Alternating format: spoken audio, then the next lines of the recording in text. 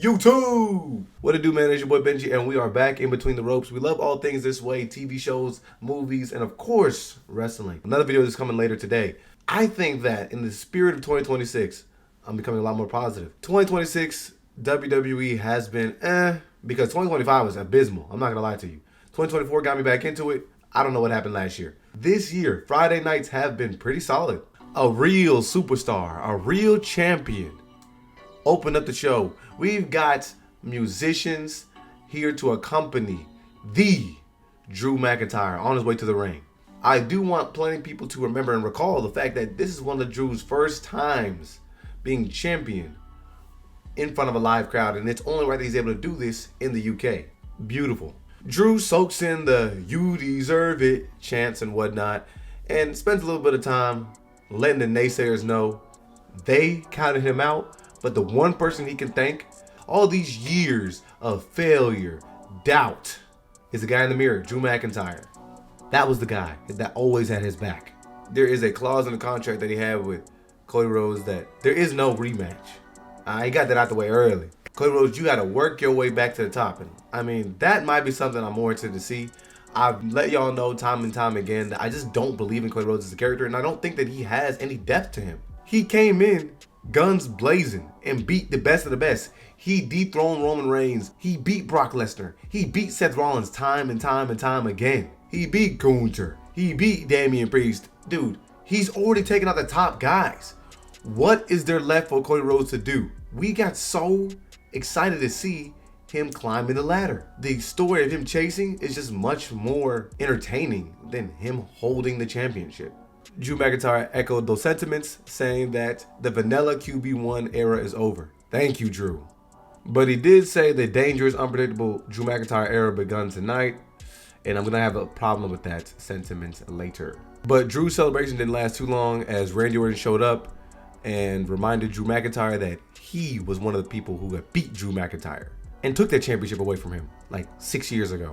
I'm glad Randy's back on TV, bro, but this is just not the Randy I'm used to, bro. Since Triple H took over, this dude Randy Orton has been completely bland. He's inconsistent in regards to the timing that he has on TV, and we've been pump faking this thing where he's gonna lose his mind and go back to Legend Killer.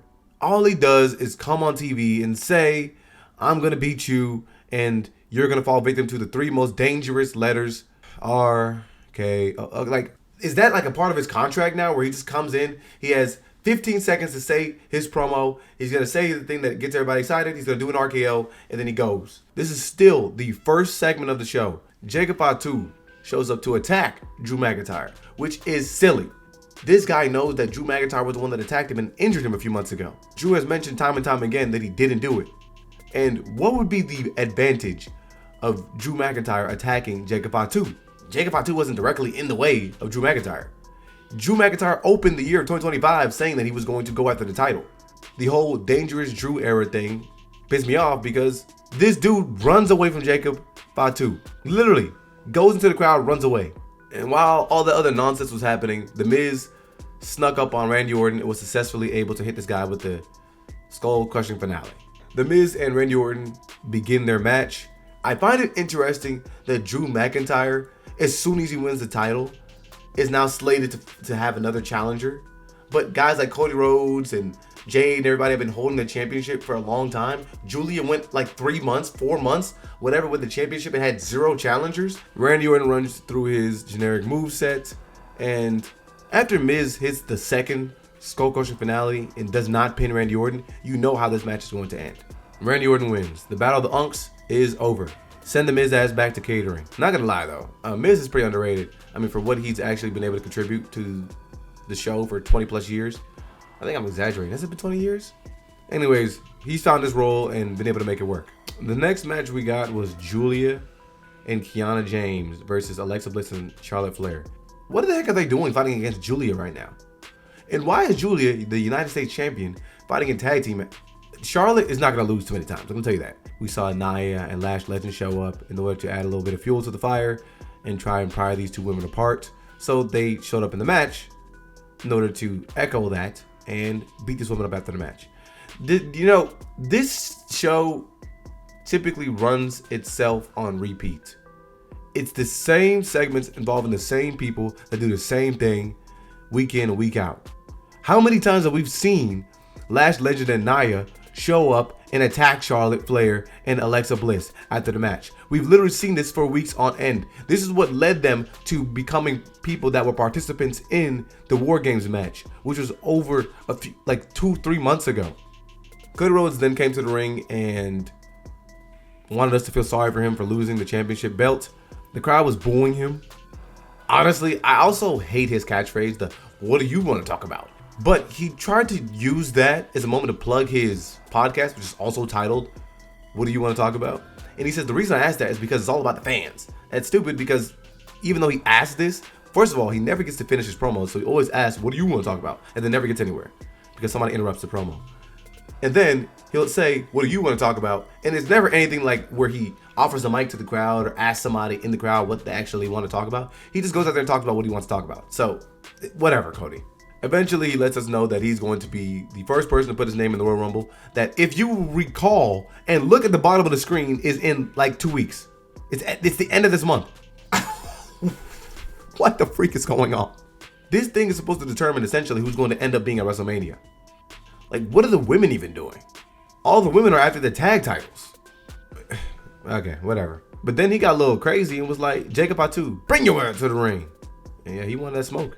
We let that simmer, and then we got to see a Trick Williams versus Matt Cardona match. Now, these guys are relatively new to the roster. Obviously, Matt Cardona has been here before as Zack Ryder for years and years and years, and then was able to reinvent himself as Matt Cardona, which, I mean, I think it's a little bit of a reach. I just think he just rebranded himself, used a different name. He didn't really reinvent himself. I mean, how much different is Matt Cardona than, you know, Zack Ryder? I mean, Zack Ryder's maybe a little more goofy, but Cody Rhodes was like a regular dude, like a mid-card level talent, and then eventually became Stardust and, you know, was a laughing joke to eventually becoming the face of the company. So I would argue that he's definitely made some leaps. But yeah, eventually Trick wins this match. I don't really like the Trick shot as a move, but that's the move that ends up winning this. It's a little bit more resounding of a win than, you know, a roll-up win that he got last week. And I actually enjoy Trick Williams, some of his promos, and the crowd really got behind him. It was turned up during this dude's entrance. But what I actually enjoyed was that post-match, Trick Williams and Matt Cardona are heading to the back. Obviously, one of these guys is dejected, and one guy is overly confident. Kit Wilson makes his entrance, and the crowd is losing their minds. He stares down Trick on his way to the ring, calling him toxic, and then stares down Matt Cardona. And I thought it was funny because his music cuts, and then he just attacks Matt Cardona. He starts beating this fool up.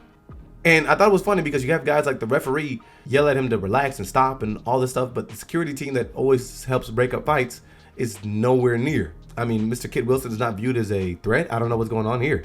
But what I loved is this dude beats up Matt Cardona, yells at him, calls him toxic, pauses for a second, and then the music cuts back on, and he just like gets back in the character and struts to the ring. That was, I ain't gonna lie, that was pretty funny. But yeah, this guy's really growing on me. He came to the ring and addressed the crowd, letting them know he's going to rid them of the problem in the WWE that is toxic masculinity. And then Jacob Fatu just sneaks up on this fool and attacks him. And beat him down he does, and then immediately calls out Cody Rhodes to the ring, which I did enjoy. Hey look, if someone's gonna call you to the ring, if you don't immediately come out there, that's cool. But hold on, brother. Like, imagine, I just imagine Jacob Fatu back there eating his potato chips or whatever, and then like seeing Cody Rhodes call him out. He's like, "What? Hold on, let me get TV ready real quick." And then next segment, I got something to say. Watch out, everybody. Let me go ahead and address Cody Rhodes. He basically says, Cody Rhodes, come on, you want to call me out? Come on. And even though Cody Rhodes is many things, he's no hoe. So he comes out to the ring. I don't know what the freaking security guards were doing 5 minutes ago when Kit Wilson was attacking people, but they show up now to stop these two fools from beating each other down. This is supposed to be a match, I think, at Saturday Night's Main Event. I mean, sure, I guess if you're Cody Rhodes, you can make the argument that Jacob Fatu cost you the match that eventually lost you the title. But if you're Jacob Fatu, why did you show up in that match? You showed up and attacked Drew. And then Cody Rhodes tried to pry him off of Drew, which led to him attacking Cody Rhodes. So now he's only in the ring because Cody Rhodes called him out. Jacob Fatu was going in this direction. Cody Rhodes was like a detour that's taking him off of where he's trying to head to. Yeah, I mean, I'll beat Cody Rhodes down for the respect, but I don't need to have a match with this dude. I need to fight Drew McIntyre because I believe that Drew McIntyre did this to me. But if it comes out that Drew McIntyre didn't do this to him, then what are we doing? Because why is he attacking people? He has to be certain that Drew McIntyre attacked him, because otherwise you wouldn't just show up in the ring and attack Drew McIntyre. You had to have seen who beat you up, right? And then if you didn't see who beat you up, why are you attacking Drew McIntyre? You don't have any proof. Yeah, these guys are fighting at Saturday Night's main event. There was a couple of promos between the Wyatt Six and Solo SIKOA, and you might be crazy if you thought I was listening to those. Solo SIKOA ended up matching against Damian Priest in the next portion of the tournament to try and advance to get to the WWE Championship match. I literally don't... You know that the Bloodline had nothing to do with Triple H because this dude sucks at booking factions. Why does Solo SIKOA have 10 people on his side and he's still unable to get wins? A strange wrestling thought I had that I've seen other creators comment on is the fact that people can do other people's finishing moves and it doesn't work for them as a finisher. Like, for example, Solo did the Uso Splash in this match and Damian Priest just kicks out casually. There's some credence or respect that you have to give to a wrestler for being able to complete a finishing move because it's obviously something that they do just better than everybody else, right? Like, for example, Shawn Michaels did the super kick. The entire build of it was the Sweet Chin Music that Shawn Michaels just did better than everybody else. But now everybody does super kicks. People aren't even like falling out for super kicks anymore. They're just getting kicked and then like, okay, it's like a regular punch now. Solo SIKOA did an Uso Splash, and the Usos are his brothers, so he is effectively an Uso or a Fatu in reality. So what the heck is so special about the Usos being able to do the Uso Splash and winning a match versus Solo doing an Uso Splash and then just Damian Priest kicking out at 2? But I guess there's only so many moves you can do. He's still holding on to his lantern that he stole from the Wyatt Six. The Wyatt Six interrupting the match, ultimately leading to Damian Priest getting the W. I told y'all we were going to keep running back the Solo versus Wyatt Six thing, and I really just don't care. Please, somebody take the titles off of the Wyatt Six. We then got to see Jordynne Grace versus Chelsea Green. I really honestly don't even know how to feel about these matches anymore, because Chelsea Green has held the United States Championship twice, yet she sucks. I'm cool with her being trash and trying to find any way possible to retain the title, even if that means not even fighting wrestling matches. That's cool with me. That is a part of the character. That's cool. I understand that she's comedic. Jordynne Grace, I get it, she's like kind of buff, but she's like puny, right? Like, what is so special about Jordynne Grace in contrast with, what's Shorty from the Alpha Academy name? I literally can't remember. She just fought against Maxine. They used to be friends. I can't remember her name because, I don't know. They just did a terrible job building her. They're both buff, but Shorty from the Alpha Academy is a better wrestler than Jordynne. Jordynne wins, and funny enough, Jade Cargill was ringside. I don't want to nitpick the entirety of the show, but if you want me to watch this thing on a week-to-week basis and then try and determine who these people are as characters and what drives them individually, to then the next week act like it doesn't matter. She was just in a promo last week talking about how she injured 2 or 3 opponents because this is her show and she's gonna literally injure anybody that steps in her way. So then next week, just sitting there nice and calm and peaceful, watching a match.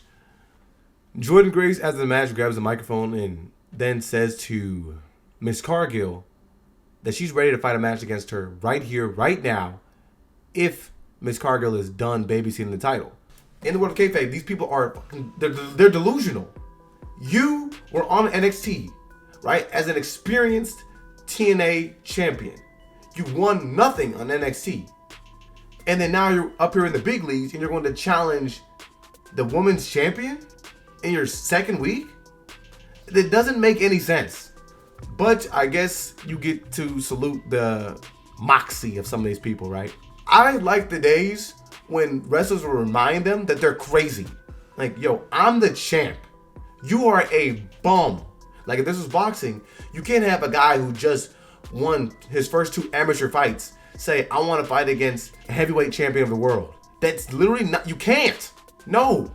Jade Cargill comes to confront Jordynne Grace at the ring, but then Chelsea Green just runs at her and knocks her off the ring post. The weirdest thing, why did Chelsea do that?